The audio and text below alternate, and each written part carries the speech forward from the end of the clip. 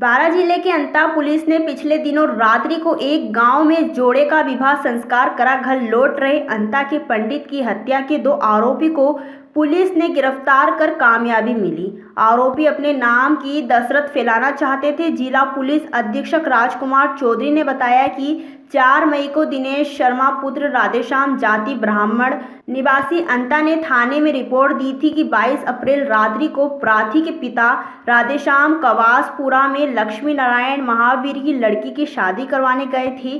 वापस लौटते समय 2 व्यक्ति ने उन पर हमला किया जिससे उन्हें चोट लगी और 28 अप्रैल को कोटा के निजी अस्पताल में उनकी मृत्यु हो गई। प्रार्थी व उनके परिवारजनों ने अंता में उनका अंतिम संस्कार कर दिया।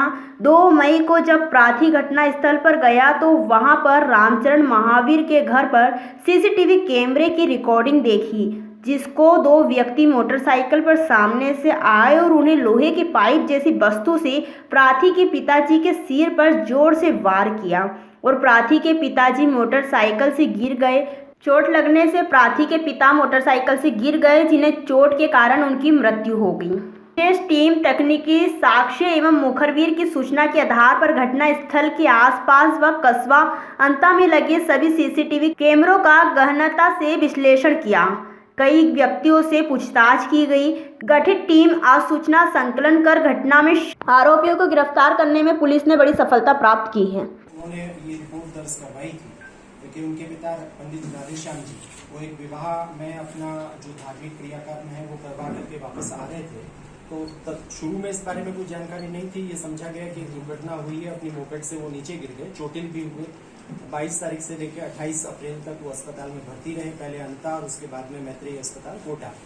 किसी को शक नहीं था, ये समझा गया कि दुर्घटनावश ही उनकी मृत्यु हुई। उनकी पत्नी, मृतक की जो पत्नी थी, उनको इस बात का कुछ अंदेशा रहा, उनके घर में ये सुगबुगाहट रही कि इस तरह से वो नीचे नहीं गिर सकते।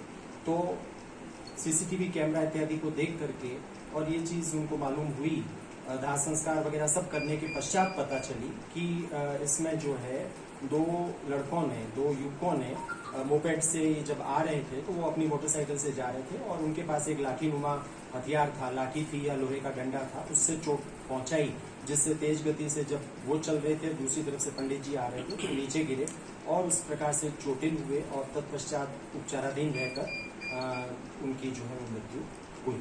नहीं, अनहोनी इसको कतई नहीं कहा जा सकता। दोनों जो अपराधी हैं, दीपक महावर और हेमंत सुमन, ये युवा वर्ग के हैं और इन्होंने इस तरीके से कि यहाँ माहौल खराब किया जाए और जो हमारे कई आतंकवादी अपराधी बने हुए हैं उनको देख करके, उनके चाल चलन को देख करके यहाँ आतंक फैलाने के लिए और एक तरीके से डॉन बनने की नीयत से उन्होंने ये कार्रवाई की। यद्यपि अब तक के अनुसंधान से हमारे जो आईओज हैं, इनको कोई इनके बीच में मनमुटाव या किसी किस्म का कोई वैर भाव नहीं देखने को मिला, लेकिन इंटेंशनली किया गया था।